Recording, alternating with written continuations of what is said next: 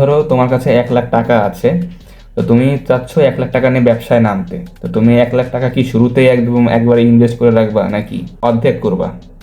মানে 50,000 ভাগ করবা। 50,000 টাকা তুমি একটা সাইডে রেখে দিবা, আরেকটা 50,000 টাকা দিয়ে তুমি তোমার বিজনেস স্টার্ট করবা, যেটাই হোক। বাট প্রথমেই ওই পুরো 1 লাখ টাকা তোমার ব্যবসায় লাগাবে না। যেই 50,000 টাকা তুমি সাইডে রেখে দিলে, ওটা তোমার ব্যাকআপ মানি হিসেবে কাজ করবে। সাপোজ ধরো তুমি একটা জিনিস লঞ্চ করলা, ওটা ফেল করলো, ওইটাকে আবার রিকভারি করার জন্য, ওই ফেইলিয়ারটাকে আবার রিকভারি করার জন্য তোমার ওই টাকাটা লাগবে ওই সময়। যে 50,000 টাকা তুমি রাখছো ব্যবসা করার জন্য, সেই 50,000 টাকা দিয়ে তুমি তোমার প্রোডাক্ট কিনবা, সোর্সিং করবা, প্যাকেজিং করবা, আর যদি তোমার স্টুডিও, তোমার যে ফটোশ্যুট আছে, ভিডিও শ্যুট করা লাগে, সেই সব জিনিস করবা। যেই ব্যবসায় তুমি করো না কেন, যেই সব খরচপাতির মধ্যে আছে কিনা, ওই 50,000 টাকার মধ্যেই সব ছাড়বা। মার্কেটিং বলো, প্রোডাক্ট যা আছে সব কিছু তুমি ওর মধ্যে ছেড়ে ফেলবা। আর যদি এরকম হয় যে না আমার অর্ধেকে হচ্ছে না, আমার আরও 10% টাকা ওখান থেকে নিতে হবে, তাহলে নাও। বাট 10%-এর বেশি কখনোই নিও না। কারণ দেখো, তুমি যখন প্রোডাক্টটা তুমি লঞ্চ করতেছো বা তুমি বিক্রি করতেছো, তোমার কিন্তু কোনো অভিজ্ঞতা নাই যেটা আসলে বাজারে চলবে কিনা, মার্কেটে কি এটা আসলেও ভালো পারফরমেন্স করবে কিনা, আমার প্রোডাক্টটা মানুষ কিনবে কিনা, তোমার কোনো আইডিয়া নাই। তুমি জাস্ট খালি এক্সপেরিমেন্ট করছো, রিসার্চ করছো, বাট তোমার রিয়েল লাইফ কোনো জ্ঞান বা নলেজ নাই যেটা আসলে কি চলবে কিনা।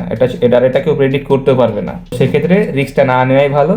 তুমি ওইটা আগে বাজারে ছাড়বা, তোমার প্রোডাক্টটা দেখবা যে চলতেছে কিনা। চললে তো মনে করো যে যদি ভালো চলে, তাহলে তোমার যে ব্যাকআপ মানি আছে বা তোমার যে এখান থেকে যে লাভের টাকাটা আছে, ওইটা কিছুটা হলেও মিলায় তুমি আবার প্রোডাক্ট নিয়ে আসলা। বাট ওই যে তোমার ব্যাকআপ মানিটা, ওটা কখনোই তুমি শেষ করবে না। ধরো তুমি তোমার প্রথম প্রোডাক্টটা, প্রথম জিনিসটা মার্কেটে তুমি লঞ্চ করলা, ভালো মার্কেটিং করলা, ভিডিও শ্যুট করলা, সব কিছুই করলা, পেজে ভালো তুমি মানে বাড়াইলা, ঠিক আছে, ক্যাম্পেইন চালাইলা, বাট কোনো কাজ হলো না আনফর্চুনেটলি।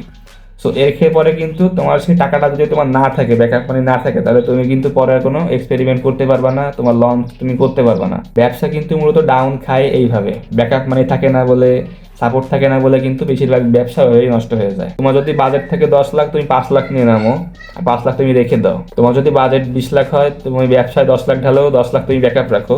মেইন কথা হচ্ছে ভাই, ব্যবসা কখনো আবেগ দিয়ে চলে না। ওই যে অনেক জায়গায় শুনবা যে নো রিস্ক নো স্টোরি, ঠিক আছে, এটা মানি। রিস্কটা তুমি কখন নেবে? যখন তোমার নিজের প্রতি সেই ইটা থাকবে, আত্মবিশ্বাসটা, যে না আমি এখানে মানে ইনভেস্ট করলে আমি ওখানে পাবোই পাবো। ঠিক আছে, রিস্ক কখন নেয়? যখন সে 99% ক্লিয়ার থাকে যে এটা আসলে হবেই।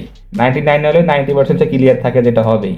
তো তুমি তো কেবল মার্কেটে কেবল ঢুকছো, তুমি এখন রিসার্চ করে এটা কেবল তুমি এক্সিকিউশন করবা, সেটা রেজাল্ট আমি আসবে। তা তুমি নিজেও প্রেডিক্ট করতে পারতেছো না যে এটা রেজাল্ট আসলে কি হবে। তো সেক্ষেত্রে রিস্ক নেওয়াটা একদম বোকামি। তো আশা করি আমি যে কথাগুলো তোমাকে বললাম, তো সেইগুলো তুমি বুঝতে পারছো।